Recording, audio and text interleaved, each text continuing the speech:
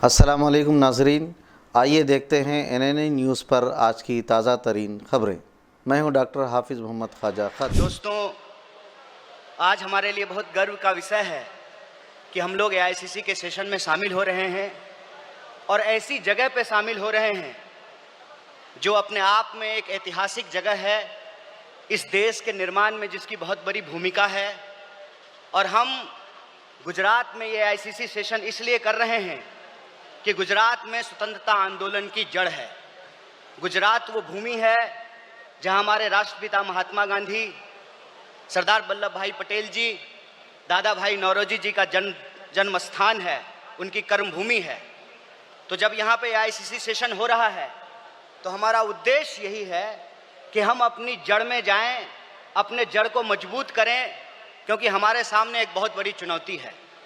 चुनौती ये है कि हम आज़ादी के आंदोलन में शामिल हुए, देश को आज़ादी मिली और आज़ाद भारत के निर्माण में कांग्रेस पार्टी ने बहुत बड़ी भूमिका निभाई। पहले हमारी जिम्मेवारी देश को चलाने की थी, आज हमारी जिम्मेवारी देश को बचाने की है। यह भूमिका हमको अपने आप में समझनी पड़ेगी। देश को चलाने की जिम्मेवारी ऐसे थी कि देश आज़ाद हुआ, देश का संविधान बना और उस संविधान के आधार पर भारतीय लोकतंत्र फलना फूलना शुरू किया। कुछ दशकों के बाद कुछ ऐसी शक्तियां आज सत्ता पर काबिज हुई है जिन्होंने आज़ादी के आंदोलन में हिस्सा नहीं लिया। इसीलिए मैं बार बार कहता हूं, देश को आज़ादी माफी मांगने से नहीं, देश को आज़ादी लाठी खाने से मिली है, जेलों में जाने से मिली है।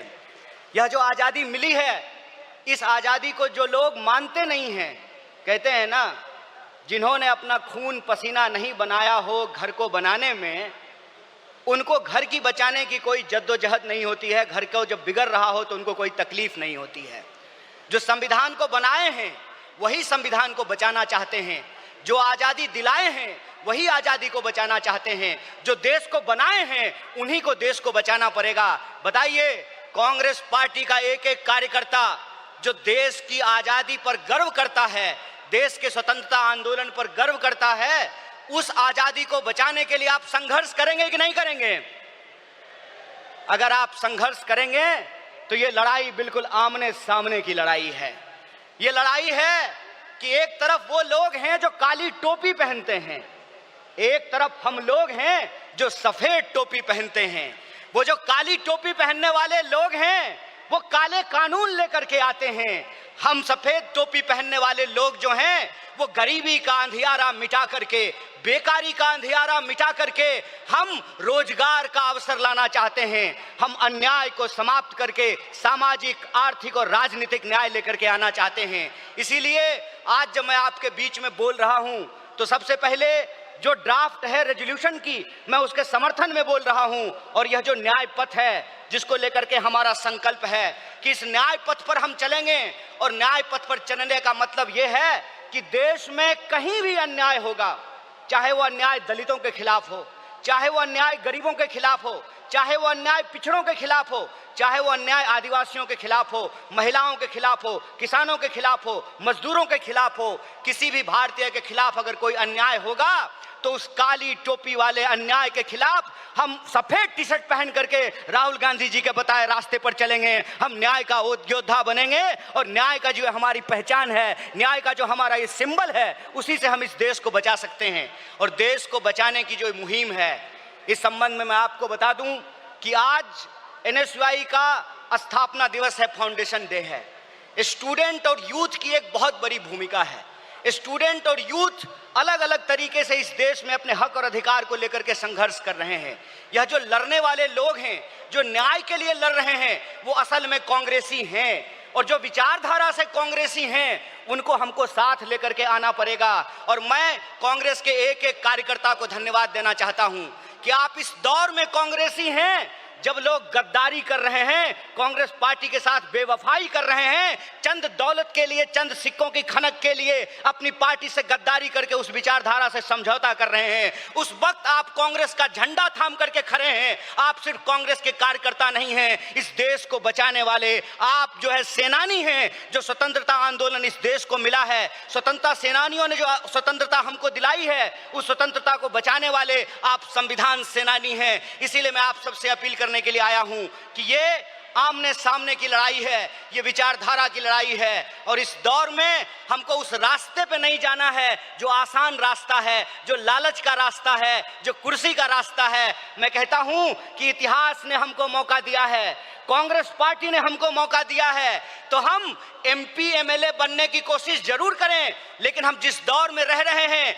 ये वो दौर है कि हमारे सामने एमपी एमएलए बनने के अलावे गांधी बनने का अवसर है, भगत सिंह बनने का अवसर है, सरदार वल्लभ भाई पटेल बनने का अवसर है, सुभाष चंद्र बोस बनने का अवसर है, एनी बेसेंट बनने का अवसर है, अंबेडकर बनने का अवसर है। इसीलिए मैं अपने कांग्रेस पार्टी के एक एक कार्यकर्ताओं को एआईसीसी के इस मंच से कहना चाहता हूं कि यह जो रेजोल्यूशन है, यह रेजोल्यूशन कागज पे लिखे हुए कोई शब्द नहीं है, यह संकल्प है, और उस संकल्प पे हम समर्पण के साथ चलेंगे, संघर्ष करेंगे, और संघर्ष करेंगे तो इस विपरीत परिस्थिति में हमारी जीत सुनिश्चित है। मैं देखता हूं कि कई बार कांग्रेस के कई कार्यकर्ता निराश हो जाते हैं, तो मैं उनको कहता हूं कि ये वक्त निराश होने का वक्त नहीं है, यह अपनी काबिलियत साबित करने का वक्त है, यह अपनी विचारधारा को साबित करने का वक्त है। और जावेद अख्तर ने बखूबी इस बात को लिखा है कि इस मुल्क में दो आवाजें हैं, इस मुल्क में दो आवाजें हैं। इस मुल्क में एक वो आवाज है जो दंगा कराना चाहता है, खून खराबा करना चाहता है,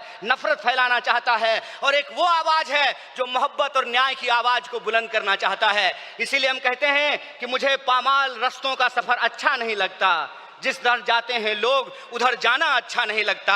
आप कांग्रेस पार्टी के ईमानदार कार्यकर्ता हैं, आपके कंधे पर देश को बचाने की जिम्मेवारी है, आपके कंधे पर संविधान को बचाने की जिम्मेवारी है, और हमको पूरा भरोसा है कि आईसीसी सेशन के माध्यम से पूरे देश में यह संदेशा जाएगा, और कांग्रेस पार्टी का एक एक कार्यकर्ता मजबूत होकर के अपनी काबिलियत को साबित करेगा। वह पथ क्या, पथिक कुशलता क्या, जिस पथ में बिखरे सूल ना हो, नाविक की धैर्य परीक्षा क्या, जब धाराएं प्रतिकूल ना हो। इस प्रतिकूल समय में कांग्रेस पूरे दमखम के साथ उस काली विचारधारा के खिलाफ, उस काली टोपी के खिलाफ टी शर्ट पहन करके लड़ेगा, और यह टी शर्ट का जो सिंबल है वो न्याय का सिंबल है। उस अन्याय के खिलाफ हमको इस न्याय की आवाज को बुलंद करना है। मुझे पूरा भरोसा है कि आईसीसी सेशन से निकल करके हम अपने जिलों में जाएंगे, अपने बूथों पर जाएंगे, और समाज में, देश में जहां कहीं भी अन्याय होगा, हम कांग्रेस पार्टी बन करके, कांग्रेस का कार्यकर्ता बन करके, गांधी का सिपाही बन करके गोडसेवादी विचारधारा को परास्त करने का काम करेंगे। बहुत बहुत शुक्रिया, बहुत बहुत धन्यवाद। इनकलाब जिंदाबाद, जय हिंद, जय कांग्रेस।